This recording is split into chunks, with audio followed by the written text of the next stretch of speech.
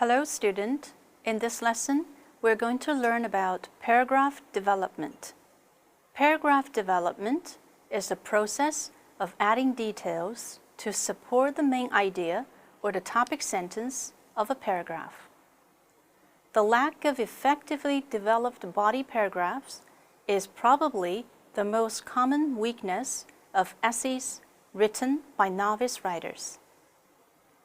Paragraphs can be developed in many different ways, including exemplification, description, narration, definition, classification or division, process, cause and effect, comparison or contrast, and argument. As the last four patterns will be covered in detail in Unit 4, this lesson will introduce the remaining 5 standard methods of paragraph development. They are exemplification, description, narration, definition, and classification or division. Let's first talk about exemplification. In writing a paragraph, we often provide examples to explain the statement we make in the topic sentence. Consider the paragraph below. In this paragraph, examples are provided to help the readers see the truth of the topic sentence. Shark attacks are rarely deadly. Fewer than 100 people worldwide are attacked by sharks every year, and fewer than a third are killed. One study, published in the journal Trauma, for example, looked at 86 consecutive attacks that occurred off the coast of South Africa in the past 20 years. It found that 81% of the victims suffered relatively minor injuries, and about 10% were killed. Good examples are logically related to the topic sentence. Through suitable examples, the author's intended meanings, difficult concepts, or unfamiliar ideas are made known and clearly understood. What's more, lively and specific examples also add interest to a piece of writing. Next, we will talk about description. We can describe something or someone in a paragraph to give readers a picture in words. To make this picture as real as possible, we must provide specific details that appeal to our readers. For example, we can simply write, "We walked along the boardwalk one afternoon. Then we bought a cotton candy. Afterwards, we got our feet wet," with no specific details. Or we can write a more descriptive paragraph with details. "We walked along the boardwalk one afternoon. We watched the white-capped waves hit the rocks, break into foam, and then slide back into sea. The crashing water competed with the loud calls from the seagulls. Then we bought a fluffy pink vanilla cotton candy that dissolved sweetly in our mouths. Afterwards, we walked along the edge of the water, letting the cool water lap over our toes."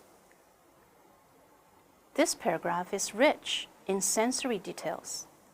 Sight, as in white-capped waves hit the rocks, break into foam, slide back into sea, crashing water, fluffy, pink, edge.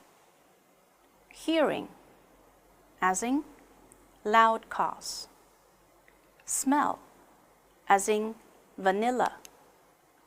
Taste, as in sweetly.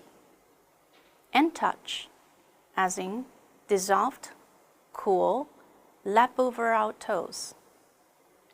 The sharp, vivid images provided by the sensory details give us a clear picture of the walk along the beach that afternoon. Next, we'll talk about narration. Narration is the sequential presentation of events that create a story. The events in a narrative paragraph are typically presented in the order in which they happened. Narration is not a mere listing of events, but a coherent account of these events that features characters, a setting, a conflict, and a resolution. Let's look at the following paragraph. To help keep himself fit, a busy executive often walked home through the park. One day, as he was striding rapidly along a narrow path, he was shoved by a stranger hurrying by. Aware that pickpockets sometimes operate in this manner, the man checked his own pockets to see if his wallet was still there. It was not. Enraged at becoming the victim of a street crime, the executive impulsively dashed after the man who had just passed. "Give me that wallet," he shouted at the stranger. The stranger, apparently quite shaken, quickly complied with the request and handed over a wallet. Both men continued on their way. When the executive got home, the wallet safe in his pocket, he was shocked to find another wallet, his own wallet, on the table where he had left it that morning. He had not been the victim of a street crime at all. In fact, he had unwittingly become a criminal. Now he was faced with the embarrassing task of returning the stranger's wallet and explaining what he had done. In this paragraph, the story components are two characters, a busy executive, a stranger, a setting, the park, a narrow path, a conflict, shoved by a stranger, becoming the victim of a street crime, give me that wallet, a climax, his own wallet on the table where he had left it that morning, and a resolution, returning the stranger's wallet. The details in the story make the encounter vivid and real, and we can understand just how embarrassed the executive must have felt. Now let's discuss another method of paragraph development, definition. A paragraph of definition aims to give a complete and formal definition to explain what we mean by a particular term in our paper. Definition is useful when we are introducing a new term or a key concept to our readers. For example, if we're writing a paper on internet addiction, we may want to begin by defining internet addiction. A conventional approach to define a term first names the term and determines the class to which it belongs. Then, the features that differentiate this term from others in its class are named. Thus, if we were defining internet addiction, we might place it in a larger class of addictions, which would include alcohol addiction, nicotine addiction, and drug addiction, and then try to determine the differences between internet addiction and these other types of addiction. Now we could come up with a definition of the term that might look like this. Internet addiction is a behavioral addiction in which a person becomes dependent on use of the internet or other online devices as a maladaptive way of coping with life's stresses. A notable feature in academic writing is that a written definition is often followed by a series of examples for illustration. Look at the paragraph below. Pollution is a form of environmental contamination resulting from human activity. Some common forms of pollution are wastes from the burning of fossil fuels and sewage running into rivers. Even litter and excessive noise or light can be considered forms of pollution because of the impact they can have on the environment. In this paragraph, the definition of pollution is expanded to include examples of common forms of pollution. Another method of paragraph development is classification or division.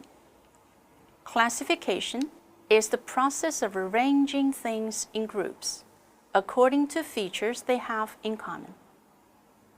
We generally classify to better manage or understand things. For example, librarians classify books into categories such as drama, history, travel, poetry, cookbooks, so that they can more easily find the books. The following paragraph is extracted from an article that helps readers choose a type of vegetable garden that is right for them. In this paragraph, the writer classifies vegetable gardens into 3 types. There are many kinds of vegetable gardens, but most fall into one of 3 categories: flat earth gardens, container gardens, and raised bed gardens. Flat earth gardening consists of planting veggies directly in the ground, while container gardening involves using portable above-ground containers to grow plants. Raised bed gardening is a combination of the 2.